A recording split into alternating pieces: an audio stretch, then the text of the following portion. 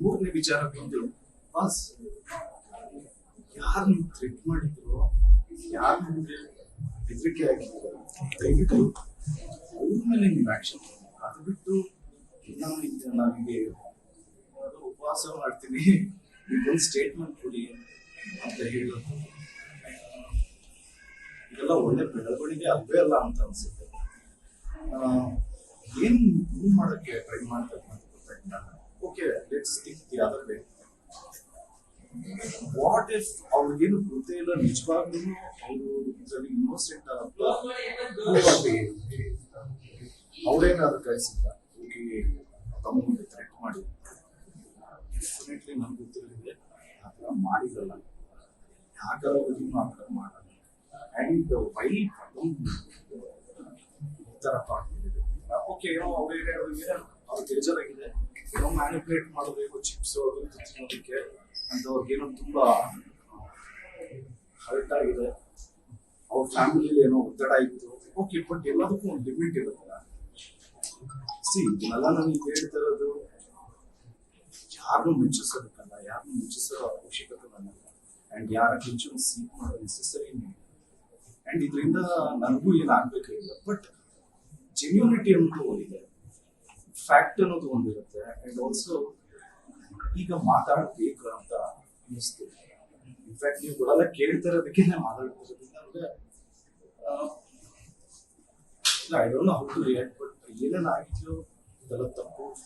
ಒಂದ್ಸರಿಗೆ request ಮಾಡ್ಕೊಬೋದು ಅಷ್ಟೇ. ನಾವು ಒಂದು ಸ್ವಲ್ಪ ದೊಡ್ಡ ಬ್ರೇಕ್ ತಗೊಳ್ಳಿಕ್ಕೆ, ಅಂದರೆ ಬ್ರೇಕ್ ಅಂದರೆ ಒಂದು ಸ್ವಲ್ಪ ಮೈಂಡ್ ಕಾಮ್ ಮಾಡ್ಕೊಳ್ಳಿ. ನೀವು ನಡ್ಕೊಂಡಿದ್ರೆ ಚೀಟಿಕೆ ಎಲ್ಲ ಹೊಡೆದಿಕ್ಕೆ ಎಲ್ಲ ಮಾಡಿ, ಅವ್ರಿಗೂ ಫ್ಯಾಮಿಲಿ ಇರುತ್ತೆ. ಎಸ್ಪೆಷಲಿ ಫ್ಯಾಮಿಲಿ ಸ್ಟಾರ್ ಎಲ್ಲ ಮಕ್ಕಳಿಗೂ ತಂದೆನೇ ಫಸ್ಟ್ ಇದೆ.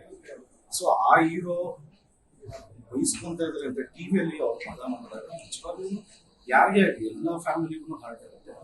I don't think he should have done this. Everything is blown out of proportion ಅಂತ ಅನ್ಸುತ್ತೆ. ಏನೇನಾಯ್ತು ನಿಜವಾಗ್ಲೂ ಇದೆಲ್ಲ ಆಗ್ಬಾರ್ದಾಗಿತ್ತು. ಆ್ಯಂಡ್ ಐ ಆಮ್ ಸರ್ಪ್ರೈಸ್ಡ್ ಯಾರಕ್ಕೆ ಯಾರನ್ನು ಮಾತಾಡ್ತಾ ಇಲ್ಲ. ಮತ್ತು ನಿಜವಾಗ್ಲೂ ಇಟ್ ಇಸ್ ಸರ್ಪ್ರೈಸ್. ಆ್ಯಂಡ್ ಹಾಗೆ ಹೇಳೋದಕ್ಕೆ ಸತ್ಯವಾಗ್ಲೂ ನನಗೆ ಇದರಿಂದ ಯಾರು ಮೆಚ್ಚುಗೆ ಬೇಕಾಗಿಲ್ಲ. And I being myself and real and genuine ಆಗಿ ಹೇಳ್ತಿದ್ದೀನಿ, what is done is wrong.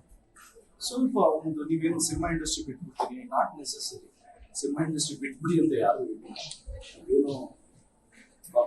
ಏನೋ ಮೂವಿ ಮಾಡ್ತಿರ್ತೀರಲ್ಲ ಅದಕ್ಕೂ ಒಳ್ಳೆಯದಾಗಿ all the very best. But ನೀವೇನು ಕನ್ಕ್ಲೂಷನ್ ಬಂದಿದ್ದೀರೋ ತನಿಖೆ ಆಗಲಿ. ಇನ್ಸ್ಪೆಕ್ಟರ್ ಬೈಯೋದು ಓದಿ ವಿದ್ಯಾವಂತರು ಸ್ಥಾನದಲ್ಲಿ ಇದ್ರೆ ಅಂದಾಗ ಕಿಟಕಿಯಿಂದ ಬೈಯೋದು ಅದೆಲ್ಲ ನಾನು ನೋಡಿದೆ.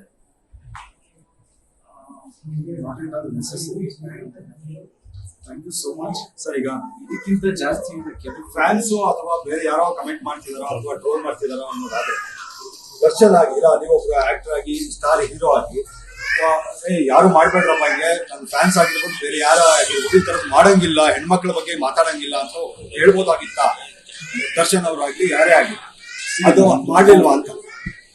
ನಾನು ಯಾರು ನೋಡ್ತಿಸೋಲ್ಲ, ನಾನು ಯಾರು ಅಂದ್ರೆ ನಾನು ಯಾರ ಬದಲು ಮಾತಾಡೋದಿಲ್ಲ. ಅವ್ರವ್ರ ವಿಷಯ ಅವ್ರವರೇ ಮಾತಾಡೋದು. ಬಟ್ ಟೋಟ್ಯಾಲಿಟಿ ಅಂತ ಬಂದಾಗ ಎಲ್ಲ ಆಕ್ಟರ್ಸ್ ಜವಾಬ್ದಾರಿ ಡೆಫಿನೆಟ್ಲಿ. ಸರ್ ಇದಿದ್ರೆ ಬೇಜಾರಾಗ್ತಾರೆ ಇಲ್ಲ ಬೇಜಾರಾಗಕ್ಕೆ ಏನು ಅನ್ಸೇ ಇಲ್ಲ. ಡೆಫಿನೆಟ್ಲಿ ಎಲ್ರಿಗೂ ಅದು ಈಗಿದ್ರೆ ನಮ್ಮ ನೆಕ್ಸ್ಟ್ ಜೂನಿಯರ್ಸ್ ಅಂತ ಅನ್ಸುತ್ತೆ. ಸೊ ಫಸ್ಟು ಬೇಸಿಕ್ ಆಗಿಲ್ಲ, ಅದನ್ನ ಕರೆಕ್ಟ್ ಮಾಡ್ತೀನಿ. ಇದರಲ್ಲಿ ಪ್ರತಿಯೊಬ್ಬರು ಅವ್ರದ್ದು ಏನು ಫ್ರಸ್ಟ್ರೇಷನ್ ಇತ್ತು, ಓಕೆ. ಬಟ್ ಇನ್ನು ಮುಂದಕ್ಕೆ ಈ ಥರ ಏನೋ ಆಗ್ಬಾರ್ದು ಅಂತ ನಮ್ಮ ಒಪಿನಿಯನ್ ಅಷ್ಟೇ. ಓಕೆ ಅಂತ. Thank you so much. Jai Hind. ನಿಮ್ಮ ಕುಟುಂಬಕ್ಕೊಂದು ಪರಿಪೂರ್ಣ ಯೂಟ್ಯೂಬ್ ಚಾನಲ್. ಇಂಟ್ರೆಸ್ಟಿಂಗ್ ಮತ್ತು ಇನ್ಫಾರ್ಮೇಟಿವ್ ವಿಡಿಯೋಗಳನ್ನು ಮಿಸ್ ಮಾಡ್ಕೋಬೇಡಿ. ಈಗಲೇ ಸಬ್ಸ್ಕ್ರೈಬ್ ಮಾಡಿ.